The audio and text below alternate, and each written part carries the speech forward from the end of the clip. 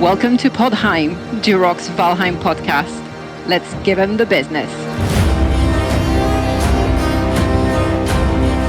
Hey everyone, this episode is sponsored by G-Portal. They host all of my servers, and I have to say they are pretty awesome. If you're looking to rent your own gaming server, you can save 5% if you use my link in the description.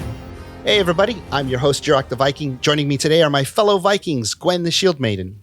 Hello, Vikings. We also have Jarl Tulkas. Hello, Vikings. Pleasure to meet you all. Viking Rudy, Rudistic the Guardian. Hello, fellow Vikings and Valheim addicts. And Viking Thorin, a.k.a. Metarune. Hey to all you Vikings. All right, let's give them the business. So today, on our very first podcast, I wanted to just tell our audience first just a little bit about who we are. So you all here today are admins on my Discord server and my Valheim servers, founders who, when I first set those up back in, I think it was September, and just a little bit about me, Jiroc the Viking. My gaming history, I've been playing video games starting with the Atari 2600, moved to Nintendo, loved Zelda, Legend of Zelda, the sort of a role-playing game. But for me, when I moved to PC games is when it really got exciting with Pool of Radiance and the Ultima games, Ultima 2, 3, and 4. And then eventually Ultima Online. Once that hit, it was amazing. You remember with the modems and all that noise? For those of you who remember having to dial up to the internet. Anybody here remember having to dial up to the internet besides me? Oh, yeah. Absolutely.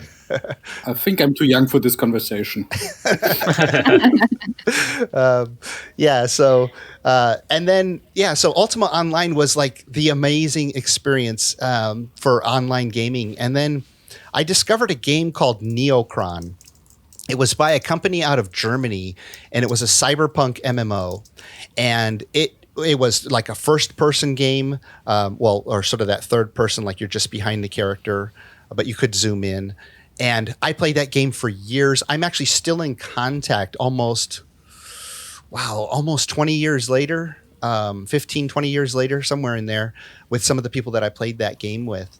And I went from that to Star Wars Galaxies, then World of Warcraft, and then Guild Wars. And then I sort of got burnt out on the MMO genre because it's just like there was always new MMOs coming out in there. Yeah, they improve on things a little bit.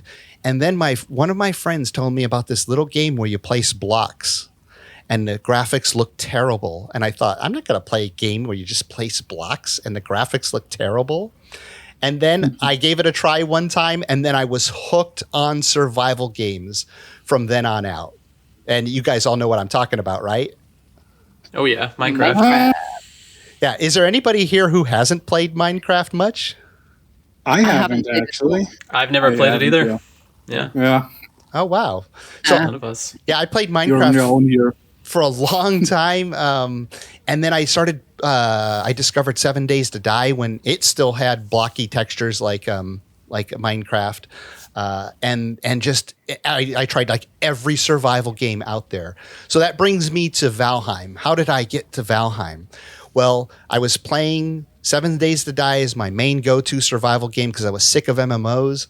And one day I just was thinking, I was watching the show Vikings, and very much I've always been into the Viking lore, been interested in it, and I just searched for it one day. I said, I wonder if there's a survival Viking game, and so I searched for it, and then I found Valheim, and it was just this little tiny game with a few hundred people on their Discord channel, and I signed up for the beta test, and after a couple of months I got in. And I actually didn't play it that much because as soon as I started playing it, I immediately thought, wow, this is a really, really fun game. So I probably didn't play. I probably played less than 100 hours because I was waiting because they were talking on their Discord channel about the early access launch coming the following year. And I wanted to play with my friends. So I waited and didn't put too much time in. And then when it finally launched, I played with my friends, logged hundreds of hours in, watched tons of YouTube videos on it, and with the pandemic raging, my work, I'm a filmmaker. I thought I need to do something for work. Why don't I just start a YouTube channel since, my clients aren't hiring video work right now. I started the YouTube channel. Wasn't sure if anybody was going to watch. Some people started to watch. It started to grow a little bit. And just for fun, I told one of my friends, hey, I'm going to start a Valheim server. We were playing on a server with just 3 of us. I said, I'm going to open a public one and see if anybody wants to play with us 3. Well, of course, all these months later, now my 2 friends stopped playing on the server, and we have 80 plus people on the server, including you guys. So that's how I got here today. When was the last time your friends logged in on this server here? One of them actually never logged in on this server, only on our 3-person player server. And then the other one, you guys might remember, his name was Gloomshine. He logged. Yeah, he was here for probably the first month or month and a half. Yeah, he was here a while. Yeah. I remember him. He was stealing all the crypts. Well, yeah, because he was. Yeah, go on. No, I was saying he was one of the he and I were the first ones on the server. So he had already had a house established and everything before you guys and everybody else even started joining the server. So he sort of had claim to everything and had started looting everything in the area, and then you guys had to pick up his scraps. I was running around in leather scraps while he was in troll armor clearing all the dungeons right in front of my eyes. Oh, that's funny. Yeah, I know he'll listen to this because he watches most of my stuff, so he'll get a kick out of hearing that. But come back anytime then if you're listening. Come back and see what's been happening. Absolutely. So maybe we should go around and get just a brief gaming history and how you ended up, playing Valheim, and then how you found my server. Gwen, you want to start? Yeah, sure. So compared to you, I'm a very, very casual gamer. I've been doing mostly PC games. In fact, as a kid growing up, I wasn't allowed a console, or even I never had a Game Boy or anything like that. The most I could get was a Tamagotchi for those 19 kids out there, if you remember the Tamagotchi, and that was the closest I could have from a handheld gaming device. But I did get into PC gaming quite early on. That was the one thing I was allowed. And so, as a kid, I played The Sims and Zoo Tycoon, that kind of stuff. So a lot more kind of building games and those kind of games. And probably the last 10 years, other than Valheim, the other game that I've been playing on and off with friends was League of Legends. So totally different type of game. It's a MOBA. It's very similar to Dota 2. But the thing with that is the community is not the best. It tends to be quite toxic. So I would only play with friends when I could, because I'm not really into the whole flaming and calling each other's mums and stuff online. It's not a very nice aspect of gaming. So but I've never played FPS games. Well, actually, I did briefly try World of Tanks, and the only reason why I tried World of Tanks is because obviously tanks are very big, heavy, and slow. So that was the only one where I could actually manage to aim and hit fast enough because the tanks themselves were so slow. But other than that, I never really got into FPS games. And earlier this year, when Valheim became popular, I think it was, I don't know when it actually released the early access, but I think February, March time is when it really kind of came out in the mainstream. And probably same story as most people here. My friends kind of bullied me into getting Valheim and playing with them. So we used to play together on each other's servers, and that's how I started. And I really got hooked onto the game. But then, like many people, my friends stopped playing it after a couple of months. And I'm a very social gamer. I don't really like playing games on my own. So I really like the kind of collaborative and co-op aspect of these games. So when I heard about your server, and I believe I saw you posting an announcement on your YouTube channel that you would be opening a server, I kind of thought about it and thought it would be maybe a good opportunity to try to keep playing the game that I loved playing, but with other people and find people that would be as much into the game as me. So that's kind of how I ended up joining the server. And I was, I think with Tulkas, we were there from pretty much, I wasn't there on day one, but I was there on day 2 pretty much of the server being open. Yeah, it was.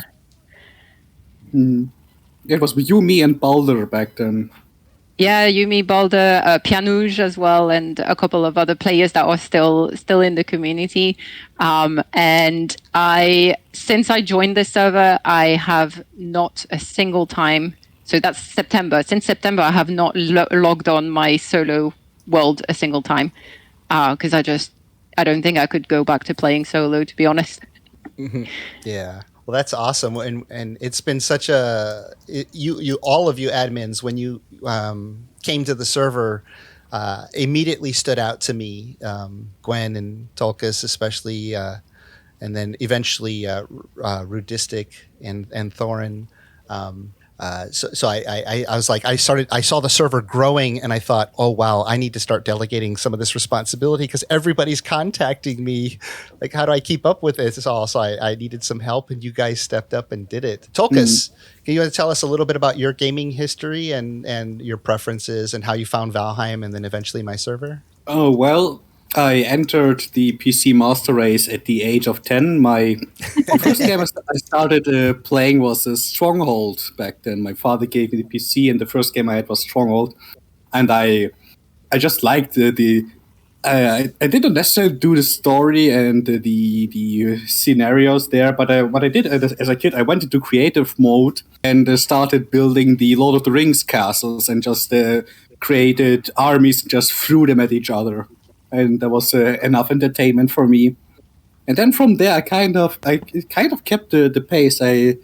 Next one game I played was Lego Star Wars, and then from there, I always bouncing between strategic and role play games. I've played Mountain Blade Warband for I don't know how long, and then I started exploring the Total War series, but I was basically playing by myself. I did not really go into online, and I had a bit of respect. But then at some point, I had a friend who talked me into Dota. I quit the game because it was a bit too toxic. But then from there, I was interested, and then there was the one game called Conqueror's Blade I've been playing a lot. It was a PvP-focused game where you command a unit of soldiers in a battle. So you're basically playing an officer.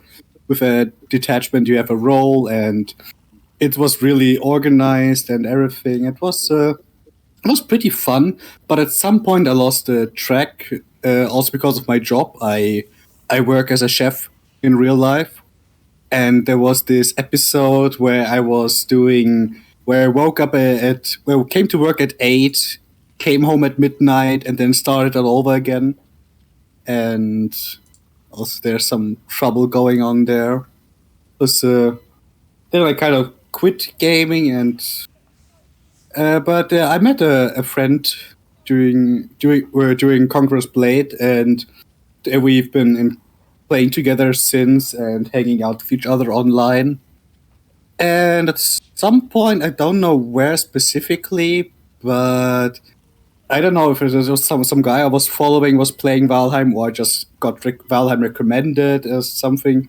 At some point, we both started playing Valheim, and we were both totally into it. It was we were just kicking it, and it was great. But at some point, he kind of lost interest, and same did I. We played other games, and I think I don't know. You know, where you start playing a game and then you get recommended videos on YouTube about that game.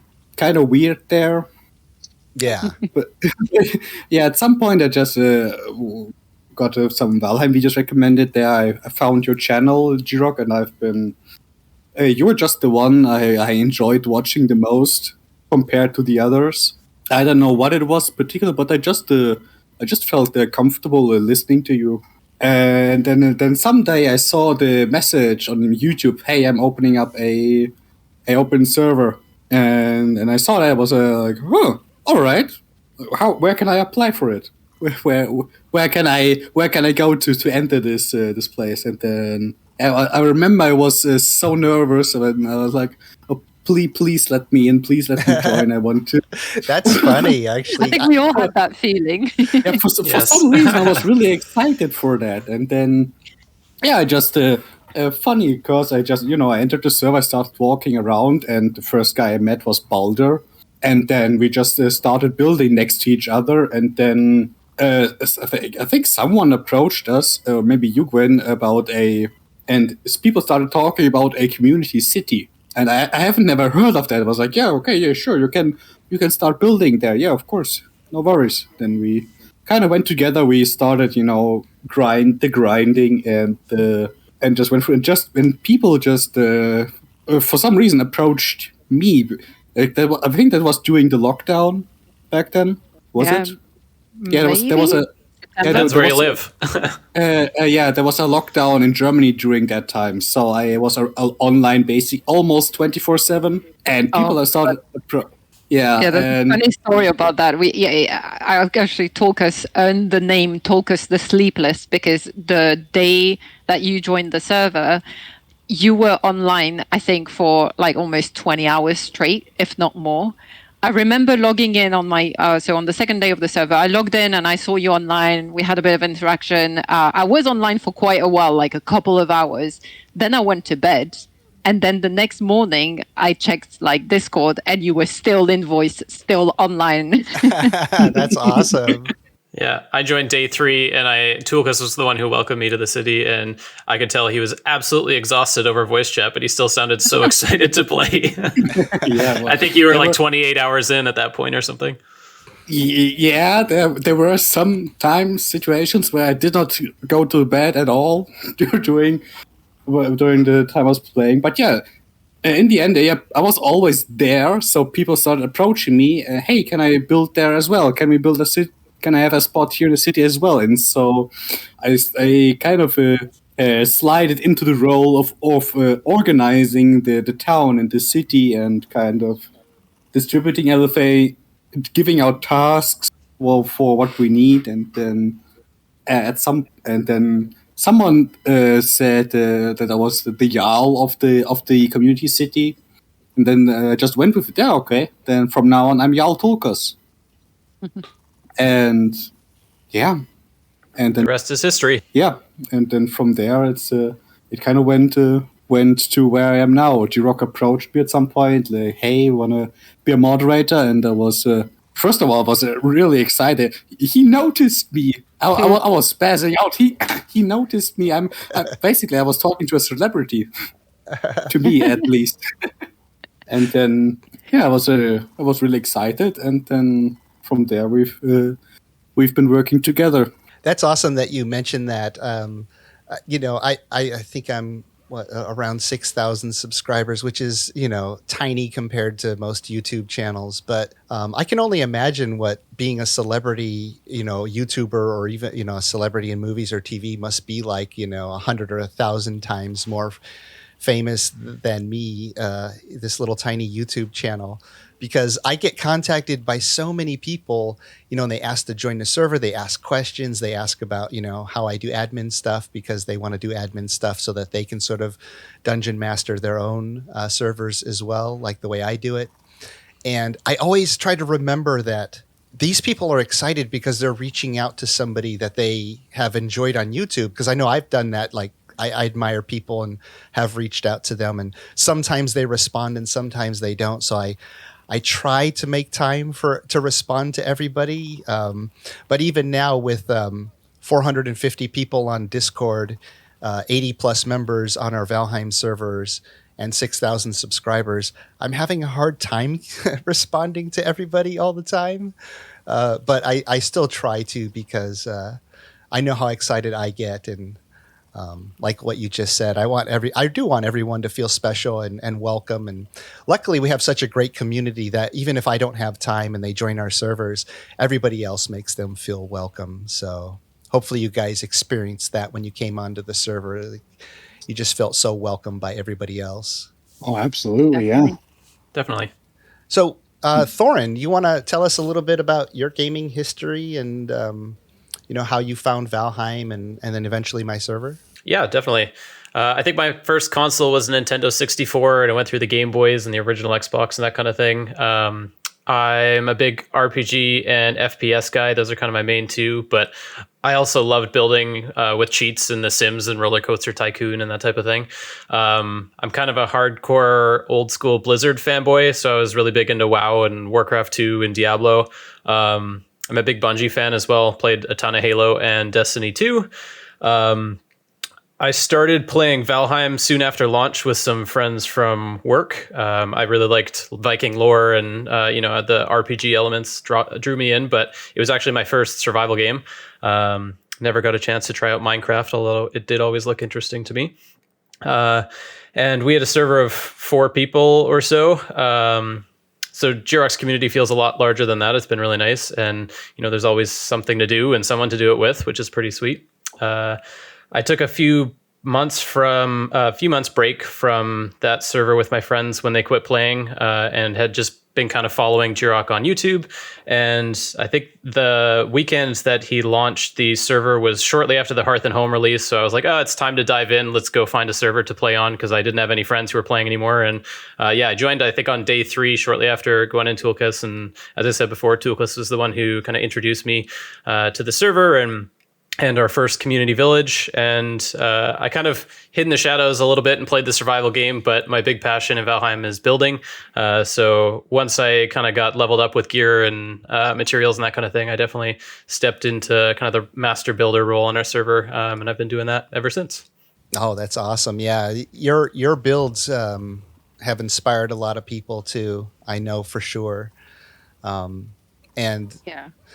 I when I noticed how active you were and how just excited you were to get in and actually do stuff in the game, I thought to myself, "Ooh, I got to ask him if he'll be a moderator." Or, I don't remember if I'd approached you as moderator or admin first, but I just knew I wanted you to help because you're so active and enthusiastic, and that is what I wanted to sort of foster, the friendliness, but also the enthusiasm for the game with anybody new we invited to the server, so that they had that to feed off of. And so that was really awesome.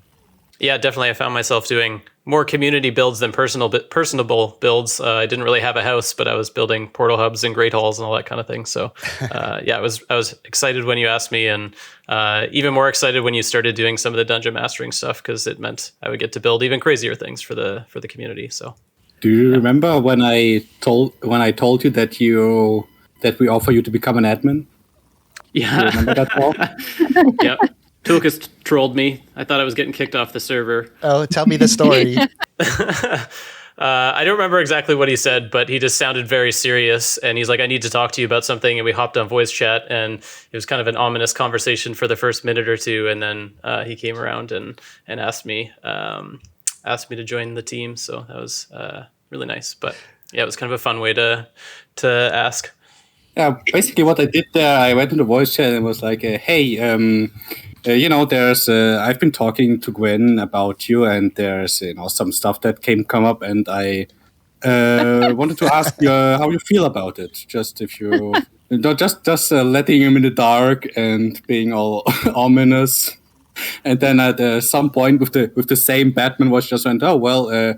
He asked me, what's happening? What's going? So, we've been talking about making you an admin, and I wanted to know just how you feel about it. That's funny. I do have that vague memory of you saying something about that. You said, hey, because we discussed, each admin who we would approach. And then you said, I'm going to talk to him serious, like there's a problem. and then you said that you would use me as a conduit to your trolling. And I was like, what? Don't bring me into this. So you could try to blame it on you. Yeah. You would not believe it if it would just make something up, so I had to use some reference. Yeah, well, and Gwen and I had been working together lots on a project, so it made sense. But That's funny. So, Rudistic, or like I like to say, Rudy, can you give us just a quick gaming history and then tell us how you found Valheim and then eventually our servers? I would love to. Yeah, I'm actually, sorry, Tulkas, but I'm actually new to PC gaming. I've only been doing it about 2 years now. Grew up console gamer, PS1, Spyro. What a good game that was. I've always done sports games. I'm Canadian. I'm a hockey nut. I've been playing every single hockey game that's been released since 1994. Original Xbox, Halo. I remember waiting out in line at midnight for Halo 2 release. I do like Fun playing. Story about that, actually. I worked at Future Shop during that time, and we had the most epic release ever, where we lined up a bunch of couches in the home theater department with everybody back to back, and it was like a giant LAN party for the Halo 2 launch. It was amazing. But sorry, continue. Yeah, no, that's the first video game I ever camped out for, and then I did it for Skyrim as well. But yeah, huge console gamer. Like I said, I play NHL and NBA when I do play my console, which is few and far between now that Valheim's a thing. But yeah, I've always been on the console. Then when I got my PC, I started SWOTOR and really enjoyed that. Went really hard into it. And then again, my friends stopped playing there, so I wasn't playing much on the PC anymore. I was back into the Xbox and with my clan on Warzone, playing lots of that. Then my one buddy was like, hey, he was bugging me for weeks. He's like, you need to check out this game Valheim so we could play together. And I just kept putting it off, and then finally I tried it, and then 400 hours later, I was always watching your videos, Jarock. They're fantastic. You have such a great voice and demeanor. So I was watching your channel for weeks, and actually the video, the 90-minute walkthrough you did with Jarl Tulkas here was the video that I was like, I need to join this server. Like the city of Naomi and just everyone there, it just looks like such a good time. I had a server with 3 or 4 people, my friends, but then they stopped playing, and that was the video that did it for me. And seeing Pioneer and Urkinus's setup with the Baltic Sea Company, I'm a big fisherman, and I was like, that's who I want to join. So Thorin here actually was the admin who did my interview, and he lives close to me here in Canada. And so we did our interview. It went great. And then I got whitelisted, jumped in the server. Thorin met me right at the spawn point there. And Urkinus from BSC, the Baltic Sea Company, was online. And it was just perfect timing that Thorin said, hey, this guy's interested. And, a few months later now, running the BSC. And, I appreciate these privileges of being a moderator on your Discord and helping out any way, shape, or form. So it's kind of cool how Tulkas did the Thorin thing, and then Thorin did it for me. And here we are sitting in this beautiful circle here made by Morning Darkness. Thank you, Dawn. And that's pretty much the history on me joining Valheim. That's kind of a shame that Urkinus is missing. He's been busy with life, and I think he's dealing with an injury. So hopefully we'll get him in a future podcast, though. Shout out to Urkinus and Pianouge. Yeah. Get better and come back. And our other admin, Jarock, I know that he's been super busy with life for a while now. We missed him through most of December, but he's been hopping on every once in a while. Hopefully he'll find some more time to spend with us. But the 5 that you see here, are 4 plus me, are really the admins who have been super active lately. And because we're growing and we have more things coming out and a lot more announcements to make here later in the podcast, we have been recruiting more moderators and admins. So it's been fun. I'm so glad to have all you guys, not just on the server and part of the community, because there's so many great people, but also helping me out. You've helped out in so many ways and different ways too. Seems like as time goes on, I'm sort of you're each filling your own niche. Where things need to be taken care of and done in an admin sense, and it's awesome to have the help. I really appreciate it. But we should probably go on to our first segment now. It's going to be the Valheim news segment, and Gwen is going to take us there. Gwen, what's in Valheim news? Yeah, so I guess the big news for anyone who's following a little bit Valheim is that over December, Valheim got nominated for a number of awards. So the first award was the Steam Awards, and Valheim got nominated in 2 categories, and unfortunately didn't win anything in those categories. But just to call them out, they were nominated for both the Game of the Year. That was in the end won by Resident Evil Village, and they were also nominated for another great category, which is Better with Friends, which was won by It Takes Two. That's tough competition because I've heard all about It Takes Two. I've not played it myself. People have been trying to bully me into playing it, but one game at a time for me. Yeah. But I know it's a great game as well, a nice like little indie game too. So yeah, tough competition, and unfortunately they didn't win any Steam awards, but a couple of weeks later they got nominated on the PC Gamer Awards, and they won the Game of the Year from PC Gamer, and that was announced like I think a week ago or something. And yeah, I was so glad to see that they finally got the recognition, because I mean, for all of us, we're complete Valheim addicts, right? Like we've been living and breathing Valheim since we discovered the game. But I know there's so many other people out there that really just got completely hooked onto the game. And just playing it and talking, also seeing how the developers and their approach to the game.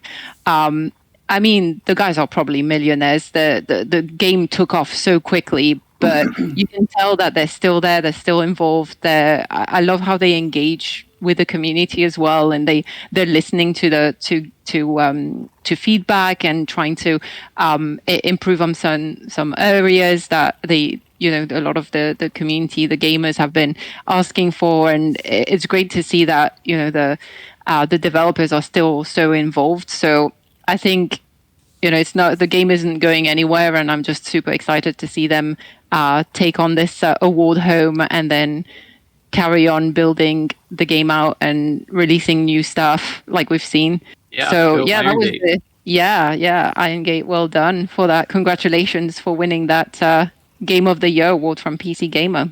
I think the most impressive thing for me, too, is the fact that it's still in early access. Like most early access games these days are super clunky or buggy or whatever. And yet this game just feels so polished. There's lots of content to be added. But yeah, they're still marking it as early access, which is pretty mind-blowing. But yeah, I think we've all been very satisfied with it, even as it is over the past year. Especially at the price point, too. Like a game like this at the price point is just unheard of, unbelievable.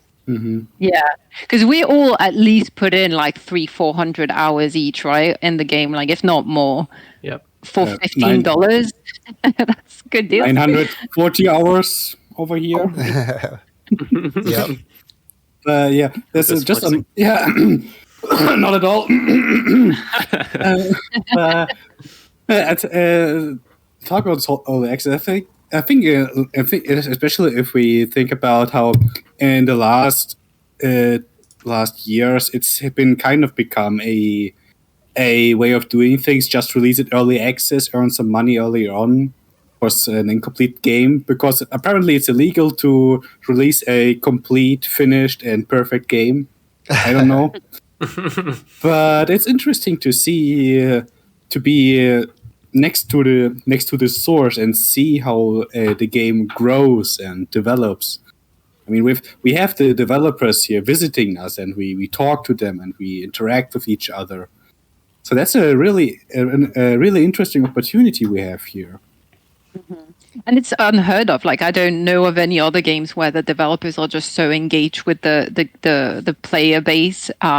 So it's really great to see. And I know early on, like maybe 6 months ago, when we had a long break where the game was released and then there was no new updates, a lot of players were kind of complaining that it took too long for updates to come out and patches to come out. But since then, you can tell that the devs have really kind of took that on board and tried to release more often, like smaller updates more often, which is, I think, probably the way to go with games like this, because they want to keep the player base engaged. And for us, it's great because we have a reason to carry on and discover new areas, new biomes, new mobs, and mini bosses as they come out. So yeah, but I've not seen that level of kind of engagement and proximity from the developers of a game to the player base in many other games. So I thought of a really interesting question. So would you personally, maybe you could think about this question and I'll answer it for myself first, but would you consider Valheim Game of the Year? And maybe even beyond that, how would you rank it? Maybe if you had a top 10 list, favorite games of all time, where might you put it, if it even makes the top 10? But for me, I'll answer first. Survival games are interesting in that some of them provide more content than others. But really what survival games seem to do is provide a basic foundation for players to create their own content with all the building, the terrain manipulation, the build pieces, and then pretty much whatever you want to do with those pieces with friends, with people that you meet online or through a server like ours. And so for me, when I think about all the games that I've played, and I'm dating myself, when I said I started with Atari 2600.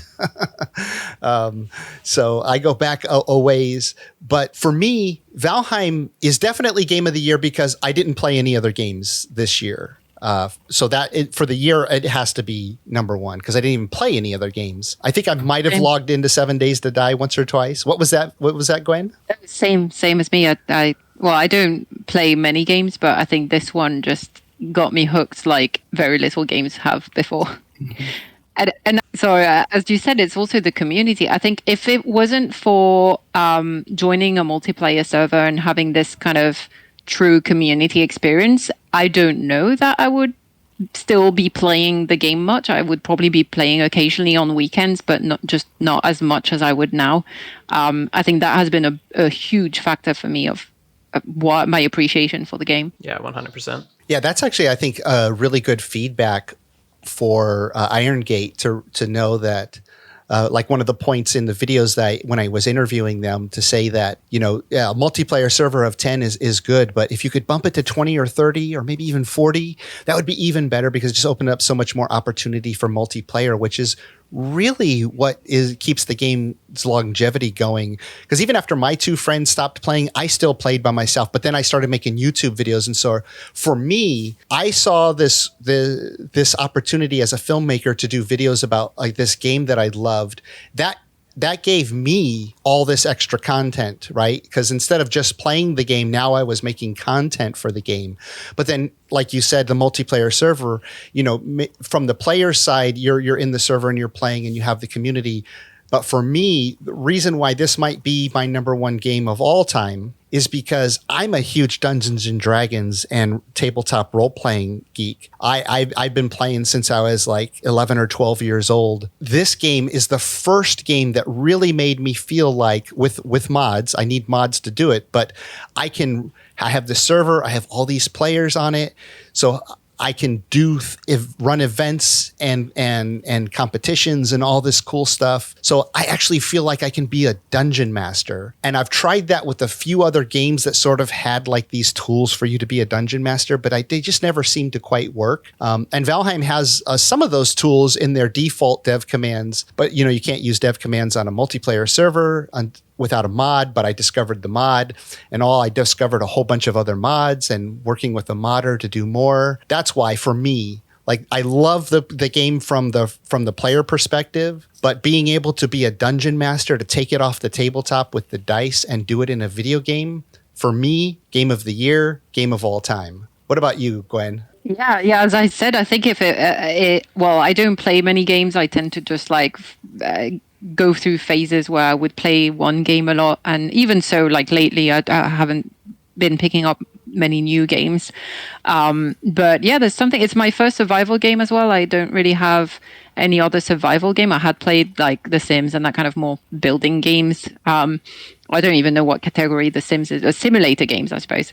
But I hadn't played really survival, and I was actually a bit apprehensive. Again, my friends bullied me into it, managed to convince me to install this game. It was coming at a low price, so I was like, okay, why not? Everyone's playing it, and I feel like I'm missing out if I don't join in. So I tried it, and I think because also I started the game playing with other people, it kind of made the learning curve a bit easier for me, being new to this type of game. And yeah, I mean, I've been so obsessed. I've not played any other games really. I've not really wanted to seek out other games. And I think, I can't compare it to any other survival because I haven't played them. But it seems to be one of those games that's really, like you said, it's a bit of a sandbox. It gives you all the tools you need to make it how you want to.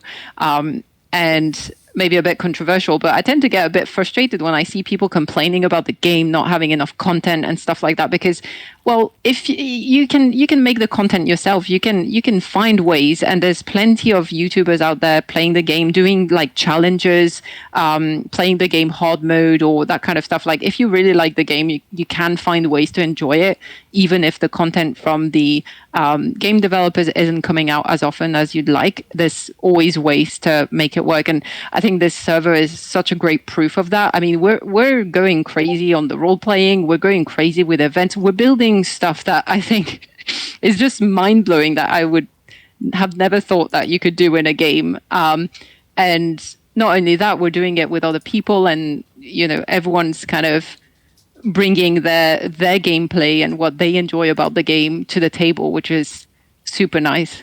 Yeah, I feel like the only survival game I've been playing before was The Forest. Has anyone ever played it or heard of it? Nope. Yeah, The Forest. No. Yeah, I think it's sitting in my download folder. So you played The Forest some last year and a few other games, and then Valheim. Mm-hmm. So for Game of the Year for 2021, would Valheim make the list? Would it be somewhere on the list? Mm-hmm. It would definitely be on the list. I just when talking about comparing it or putting it on a tier, I don't like that doing with games because I enjoy every game, the games I play as they are. I don't try to compare them to another. It's just something I like to enjoy. For like Total War Warhammer has nothing to do with survival or a little bit of role play there, but nothing with survival or whatever. But it's still a game I enjoy playing. And with Valheim, it's just another passion I enjoy doing and sharing with others here. Yeah, it seems like each game has its unique things, but I guess maybe for you, you might define Game of the Year as the game you have the most hours logged into then, because you enjoy them each for their different things. Yeah, actually, Valheim, I have the most hours in Valheim, actually. There's I think they're on place 2 are the Total War Warhammer and Mountain Blade Warband. Yeah. That's what I really enjoyed back then. Thorin and Rudistic, would you guys put Valheim on your list of top games or maybe even number 1 for 2021? Yeah, for myself, as someone with ADHD, I don't think I've ever spent 700 hours doing the same thing in my entire life. So for that reason alone, Game of the Year, Game of History, the best game ever made, in my opinion, because, 700 hours, and I don't think I've ever done that to anything else my entire life. Yeah, it's a call for that. Yeah, definitely. On my end, I'm kind of in the same boat as Tulkas. I would definitely rate it top 3. I would have a hard time choosing between a few different ones. But in terms of Game of the Year, I would definitely say it deserves it. I think the only other games I played this year were Warzone, Halo Infinite, which could have got it. It was definitely good nostalgia there, and I think they killed the release on that one. It did win Best Shooter from PC Gamer, so it did get some recognition. Edition, and then the other one was Diablo 2 Resurrected, which was great for a nostalgia title, but I don't think that's winning any awards. So Splitgate was pretty decent as well. I did enjoy Splitgate for a bit. Okay, yeah.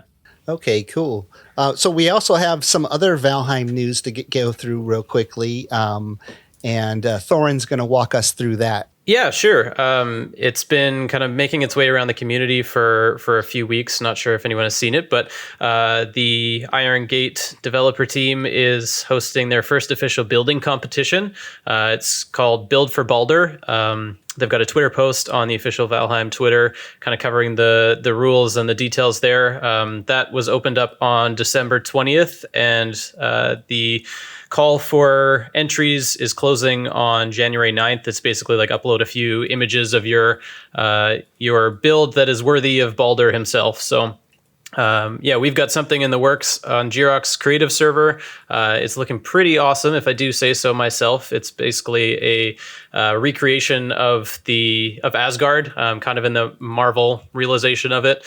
So we've got, the big Asgardian palace and kind of a town down below, the Bifrost Bridge, which kind of has some rainbow elements to it, which is pretty neat, and the Bifrost portal as well. So I've been posting a bunch of updates and live streams about that on my channel called Metaroon. So if you're interested in that, definitely have a look. But that's kind of the competition in a nutshell. There's been some awesome entries that have already been submitted. If you're interested, check out the Build for Baldr hashtag on Twitter. Yeah, I also wanted to ask if anybody has seen any of the submissions. A lot of people are submitting through Twitter, because you can put that hashtag Build for Baldr. And I did, and there's some really good competition out there. Some really amazing things are being built. But I did want to mention that we have a player on our server who is building his own project, separate from the group project of Asgard. He's building his own project somewhere in the world, in the creative world. And I tell you, right now, if I had to cast a vote, my vote would probably go for his. That's just me personally, just because of the scope of the project and what it is. I won't spoil it. He'll definitely win the originality award. Yeah, if they do different categories, he should definitely win like some kind of category for that.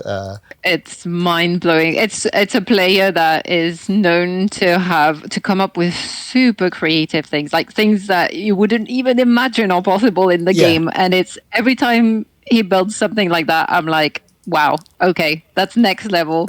Not so much this one, the Baldr competition one, is a really big scale one, but some of it is just really small. Some of his other ideas that he's done are really small, but just so inventive, like things that we wouldn't really think of, or just using the game and the game mechanics or the build pieces in very creative ways. And I agree with you that build is mind-blowing. I really hope it gets shortlisted, or at least a mention from the devs, if not winning the competition. Yeah, well, maybe we'll cover the top entries and the winners, or we could even do our own rating of them or something in a feature podcast. Yeah, and just to mention to the listeners who aren't familiar or aren't on our server or our Discord, we also do our own build competitions on our server. We had a big holiday decorations where we had 3 of the developers on to tour them with us. In January, we have a Sacred Sundial is the next build competition, and we actually need ideas for February and beyond, because I would like to do a build competition once a month on our server. So if any of you here, the admins, have ideas, or any of the listeners have ideas, feel free to jump on our Discord and suggest some, because the players really do enjoy that, in addition to all the events that we run. Yeah. Some kind of idea, actually. Yeah, go for it. We're just some kind of Valentine's Day setup there. I know you with your fancy mods there, you can make everyone have them hearts coming out of us, but I don't know, some kind of Valentine's Day something. Yeah, that's cute. I like that. Since we're doing holiday, we've done a big thing for Halloween. We've done a like Christmas and holiday decoration. So I feel it would be appropriate to just go around the year doing all the holidays, Valentine's Day. Yeah. I feel like now that we have the item stands for the armor or the armor stands, we could actually make a chess game competition. Ooh, that is a great idea. I get those sometimes. Yeah, that'd be fun. Gwen, you're Another idea I got since that we're now allowing, just recently we've approved the mod that allows people to build inside dungeons. I know everyone is currently rushing to find a cool dungeon to go build in. That could be a great competition as well for a build inside a dungeon. Oh, I like that. I'm going to add that to the list right now. Build inside a dungeon or troll cave. Dwarven mine, maybe? Or A dwarven mine in a dungeon? Yeah, whatever the theme it is that they put. Yeah, it would be interesting too when the mountain caves come out, because those will be a new instance dungeon to see what people do with that, and or us running events with those. Yeah, and they look beautiful based on the screenshots that we got. It looks like it's really very nicely designed inside with some interesting new items. So yeah, we're gonna rush to get our hands on those. Okay, so if there's nothing else for that, I think we'll go on to our next segment, which is going to be server news. So this will just cover a little bit about our Valheim servers. Right now, we have our legacy server, which is going to be a permanent server, and it's going to never reset until the players lose interest. But it's called Jaroc's Viking Playground. It's the main one. It's got a 30-player capacity. We have 80-plus people there. We're getting ready to launch a new server. We have a couple of other servers as well, a resource server, a creative build server. But we're launching a brand new one, and it's called Jaroc's Survival Playground Season 1. And it's going to run for 2 to 3 months. We'll kind of adjust that based on the first season to see when players are ready for a reset. But it's bringing everybody back to basics, because, once you get through the game and you've got all max level gear and you've done a bunch of big builds, it's sort of nice to return to having 0 skills again and struggling to survive against greylings or even a boar that's chasing you through the meadows. And so this server is going to launch in the next week or 2. We're still trying to adjust the exact date because we're trying to get it ready. The server is going to include, it's basically going to be all vanilla server. It's going to have a 30-player capacity. We're only allowing the first 60 or 70 players interested into it. It's going to have new locations to explore. So these new locations are going to be, some are just going to be sort of interesting points of interest. That are created by admins. Tulkas has created a lot of them. Thorin is working on some. I'm working on some. In addition to points of interest, there's going to be new mini bosses. And each mini boss is going to have its own location. There's going to be 20 to 30 mini bosses. There's going to be new mythologies to discover. And the mythologies will be written up in a special channel on our Discord to add some flavor and some of that kind of role-playing fun mythology aspect for every single boss and every single mini boss location, and the artifact. So there's going to be new artifacts, and the artifacts will basically consist of weapons and armor and things that you can already get in the game, but they're going to be a little bit higher level than you can actually craft yourself. And there'll be the name on them where it says crafted by, it will be crafted by somebody special that has to do with the mythology of the creature. And the best thing about all this new content that we're adding to a very vanilla world with locations, bosses, and artifacts is you don't need any mods to play it. No mods at all are required by the player. You can come on, fill out our server application, get onto the server. If you pass the interview, we have a little interviewing process. Yeah, no mods required, and you can get to enjoy it and hit it on the ground running when the server first launches. Tulkas, he was going to talk a little bit about some of the locations he's built, because he's built so many locations. So, Tulkas, you want to tell us a little bit about some of the locations you've been working on? I was just about to say, you're really excited for that new server. You basically already said everything there is to say, almost at least. Well, you can tell us a little bit about the locations you built. You don't have to give all the details so that they have something to discover. But there are I based the locations on the lore we came up with for the mini bosses. There's basically in every biome. You can find them in any biome. They don't. they don't have to be like mob specific. So it may be that you may maybe find a golem in the meadows, for example. Yeah. Or I don't know. Yeah, just gonna be interesting. About the locations I made there, that's actually really hard to talk about. I don't want to give away anything. At the same time, I want to brag about them. Well, Go on, spill the beans. Give us like one example of a mini boss and a bit of the lore that goes with it, just as a teaser. oh, there you go, Tulkas. I got the spreadsheet right. here. Do you want me to pick one, or do you have one in mind? Pick one. How about the Order of the Amber? Should I read this, or do you remember? You want to describe it? I remember. So yeah, I had this idea of a. Some may remember the first event we did was the Undead Fortress assault back in the day. I think that was the first event we did, and I wanted to have basically an undead legion over there. But then I wanted to come up with something that would be a bit more interesting. That the Yarglov has summoned an undead host and are now threatening the world.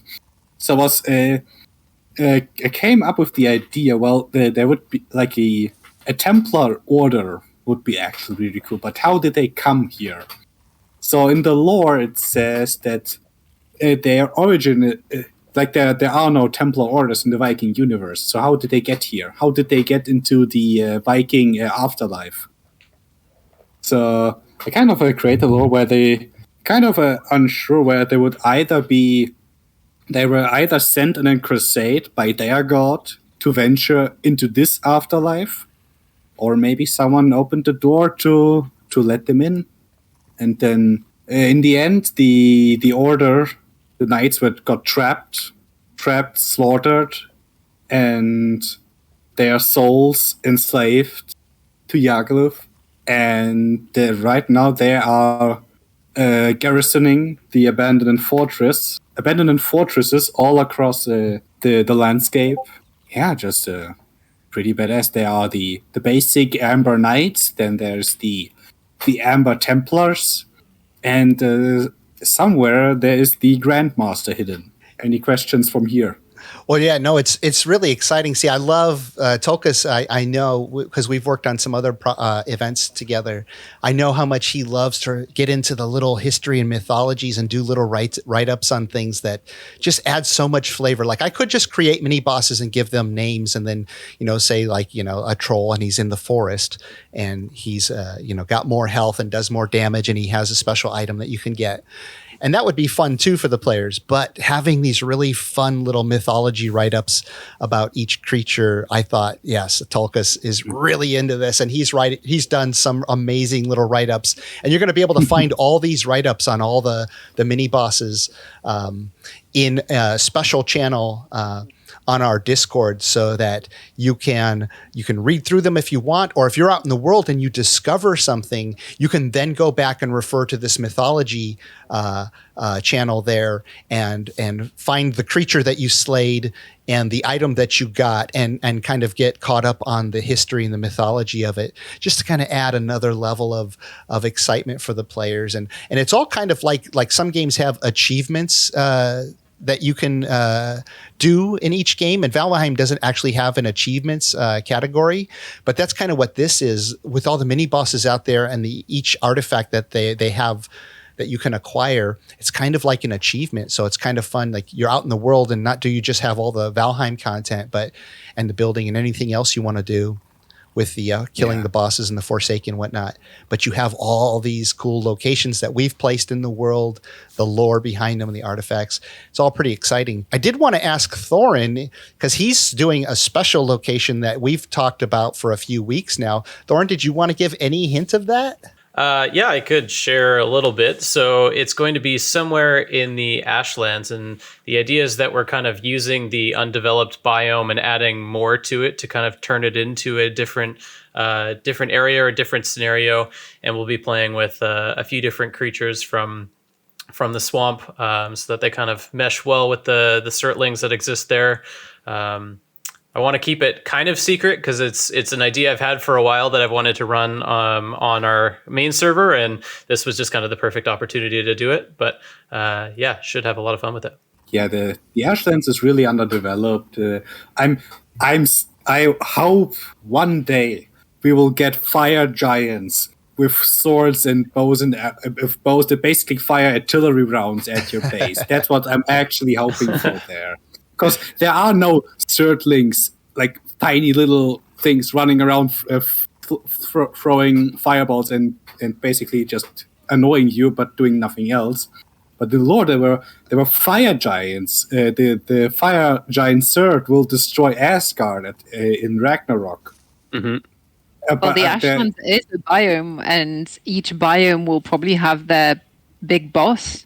Yeah. So might be coming. Yeah, maybe there'll be like a Ragnarok style boss in the Ashlands. That would be pretty neat. Yeah. Someone rumored about a dragon coming, but that would be. I don't know how to feel about that because we already got a dragon basically. Maybe we can get like the drakes in the mountain biome, then like dragons in the Ashlands as well. But what I would be looking for would be giants, like not trolls, but make them bigger as trolls. Give them actual weapons, not just the clubs and rocks, and make them kick some ass. I would love more flying creatures though. Or flying enemy creatures, not just birds. Well, yeah, so especially running events as an admin, it's hard to send creatures at the players sometimes if they're just land-based because the AI kind of gets hung up on the terrain, especially if there are cliffs or trenches dug. So real quickly, I wanted to go to the next segment. I spoke to Grimcore at the beginning of this week on Monday, and he told me that they were all back from holiday vacation, so they were on vacation, so we shouldn't expect anything immediately. These first couple weeks of January, I'm guessing. But he said that they were all very excited. And I'm excited because, they continue to respond to me. They have 8 million people who purchased this game, and they're responding to me when I send them messages, which is super exciting. And then I also spoke with Smithy, who is their Discord the developer who's mostly on Discord dealing with Discord issues and information. And Smithy's interested in doing a future video with me. So I'm going to see if I can arrange that. That's cool, yeah. Yeah, I have a special topic for that, which I'll save for the video when it comes out. But we'll move on to our last segment before we close out.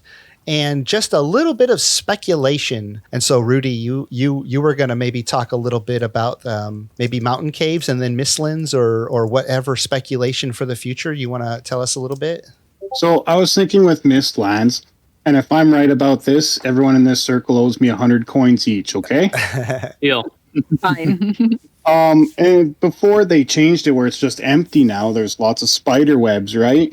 So I think they want to use that. So that's what I'm hoping for. That's my speculation, is when the Mistlands updates come, there's going to be spiders in there. And we're going to get a new material called silk. And I think that'll open up a lot more, armor ideas and stuff like that. But that's where my mind went with everything with the Mistlands. And they had spider webs in the old one for a reason. So that's what I'm hoping. And I think that'd be really cool to fight off, giant spiders and little creepy crawlies like that. Tulkas, it'll be okay. It'll be okay, I promise. But yeah, just that's where I thought it was going. Line fighting those things. Why do you think they removed that stuff then? Oh, sorry. Yeah, so they removed it, but about the kind of whole spiders and the webs and stuff, I saw on the interwebs some interesting theories about this, and they still involve silk, but silk doesn't come from spiders. Silk comes from worms. Mm-hmm. And when you look at those Mistlands webs, or the old Mistland webs, they're all in tunnels that could look like giant worm tunnels.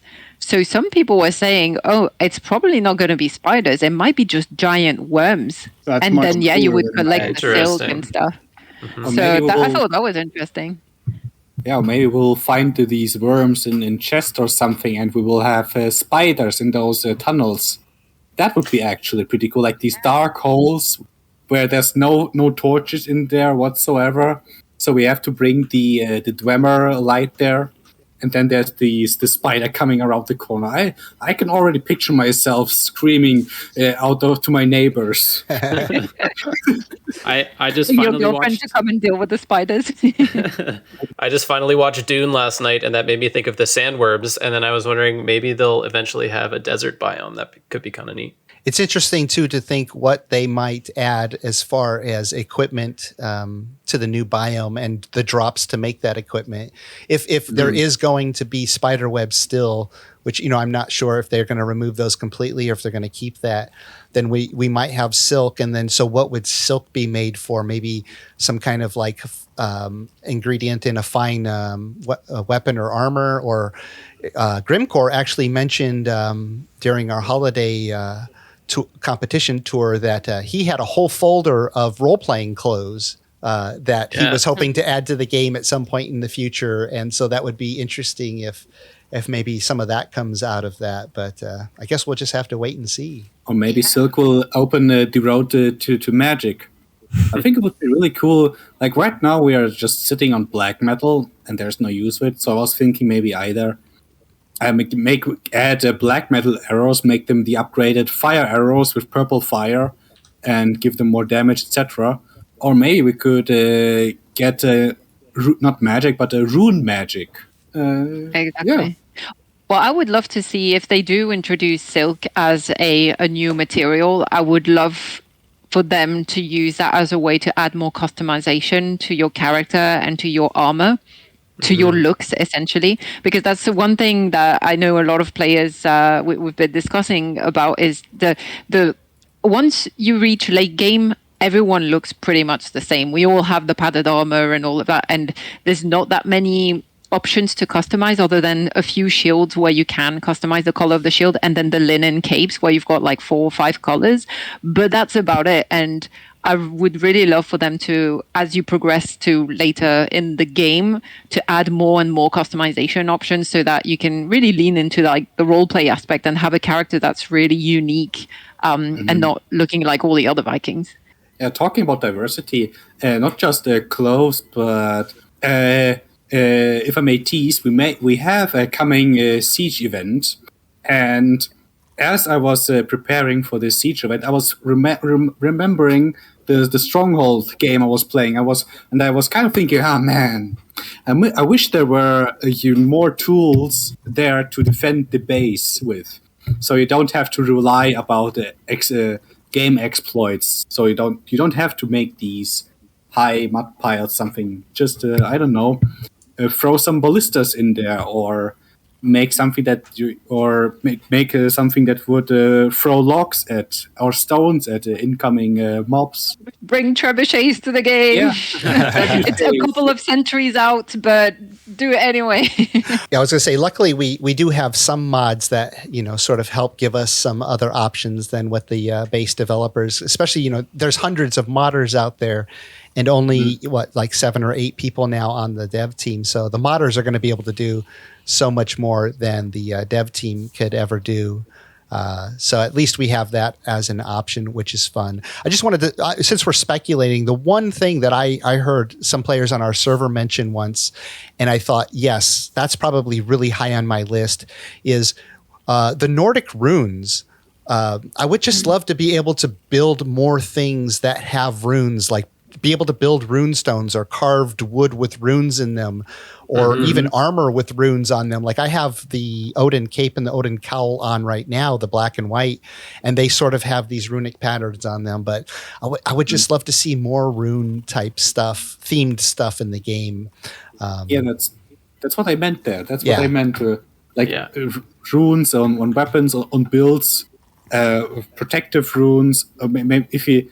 If the developers go, well, they have to have an impact on the game. What could they do in the game? Yeah, make them protection runes to make your build stronger. Give your sword an attack rune to make it do more damage, or give it fire damage. Whatever. just make things, please. No, they're doing everything they can, and we could sit here and speculate for hours on fun, cool stuff and things that we could wish for on a wish list and stuff. But now we're all super appreciative of what we do have so far, and like I said, mods help to open up the doors, especially for like. Thorin and I, especially because we run a lot of events as sort of like a dungeon master, and Tulkas has been building some stuff for the survival server as a dungeon master. So yeah, that's about it for this week's podcast, episode number 1. I want to thank Gwen, the Shield Maiden, Jarl Tulkas, Thorin, aka Metaroon, and Rudy, Rudistic the Guardian, for joining me this week. Everybody, thank you so much. Skull. Thank you. Yeah. Have fun out there. Yes, and until next time, have fun out there. Hey everyone, this episode is sponsored by G-Portal. They host all of my servers, and I have to say they are pretty awesome. If you're looking to rent your own gaming server, you can save 5% if you use my link in the description. And if you're interested in some really cool Viking jewelry, necklaces, rings, bracelets, all kinds of cool stuff, and some Viking clothing, you can save 10% with code Jiroc, and you can find that link in the description also. And for you gamers who are also coffee lovers, I recommend Player One Coffee. They've got all kinds of cool flavors, including Leroy Jenkins, which is a light roast. They've also got Overclocked Omen, which is a dark roast, which is my preferred coffee. And if you need an extra dose of caffeine to keep you up all night while you're gaming, try Player One Insomniac. And they've got a lot more amazing flavors. Check them out. You can save 5% with my link in the description. I'd like to give a huge shout out to my supporters, some of them on Patreon, the YouTube membership, and the ones who help boost our Discord server. Your support means the world to me and inspires me to make more videos, as well as run a community Discord and multiple Valheim gaming servers. If you enjoy my videos and would like to support my work, join our friendly Discord community and Valheim servers. Links can be found in the description below. Skull!